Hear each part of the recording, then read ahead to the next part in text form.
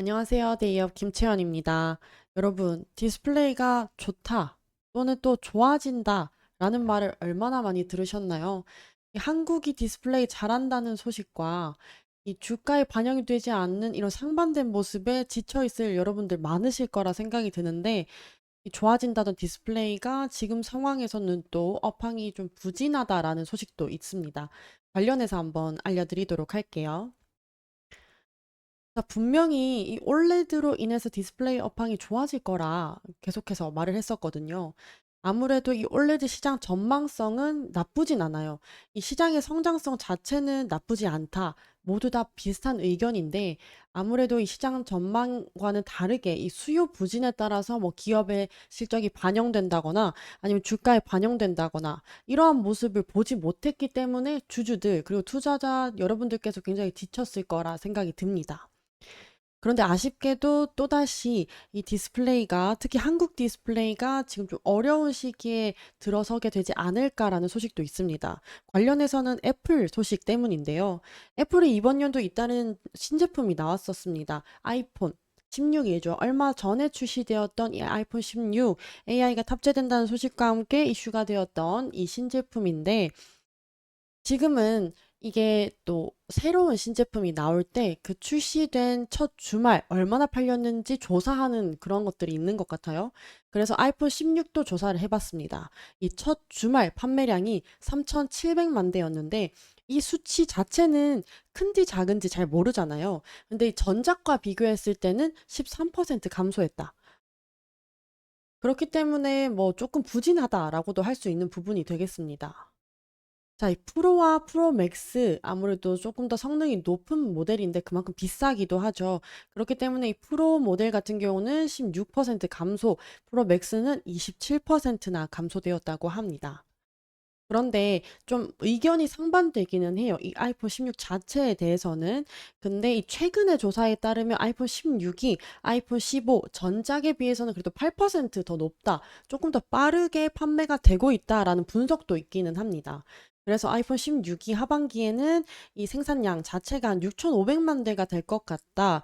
그래서 좀 나쁘지는 않을 것 같은데? 라는 의견도 있고, 또 국내 자체에서는 이 이동통신 3사죠. 그리고 온라인 판매 채널에서 모두 소진한 결과를 보여줬기 때문에 왜 아이폰 16이 부진하다는 거야? 라는 의견도 있기는 합니다. 근데 이게 참 데이터가 완벽히 하나를 가리키는 것 같지는 않아요.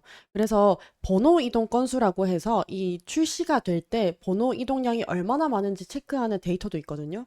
근데 아이폰 16 같은 경우는 9.2% 감소했다고 합니다. 뭐 감소 자체가 뭐 아이폰 16 자체가 부진하다라고 대변할 수 있는 건 아니겠지만, 아이폰 15와 비교했을 때는 아이폰 15는 22%가 증가했다라고 합니다.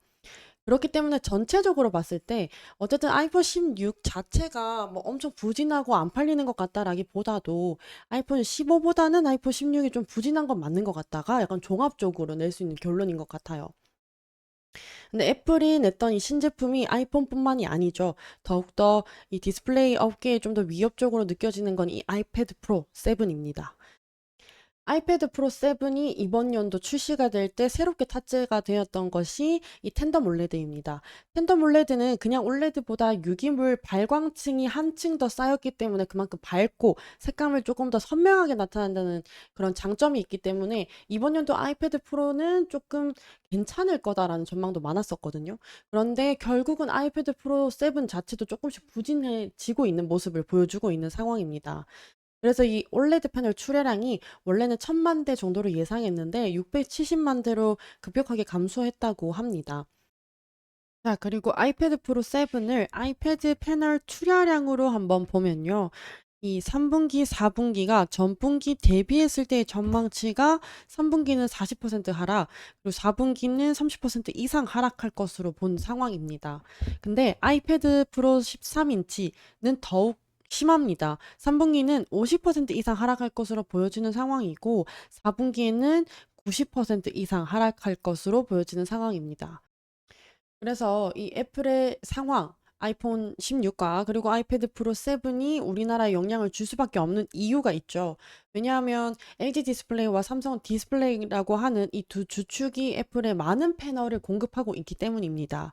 아이패드 프로 7의 상황으로 봤을 때는요, 11인치 작은 모델 같은 경우는 LG 디스플레이와 삼성 디스플레이가 지금 출하하고 있고, 또 큰 모델 같은 경우는 LG 디스플레이가 거의 독점하듯이 출하하고 있는 상황입니다. 그렇기 때문에 이 출하량이 줄어든다. 그러면 당연히 LG 디스플레이와 삼성 디스플레이에는 수익성이 떨어질 수밖에 없겠죠. 그만큼 판매량이 줄어드니까. 근데 여기서 끝나는 게 당연히 아니겠죠. 밑에 있는 기업들도 이번 해에 올레드 그리고 애플 덕분에 수혜를 볼 수 있을 거라고 생각했던 것과 달리 아무래도 이 부분도 좀 부진할 수밖에 없는 상황으로 보여지는데요. 그렇기 때문에 뭐 덕산 네오룩스라든지 세경 하이테크 올레드와 관련된 관련주 종목들까지도 아무래도 영향이 미칠 것으로 보여지는 상황입니다. 그래서 이번 연도는 올레드로 인해서 이 디스플레이 여파이 조금은 개선되지 않을까.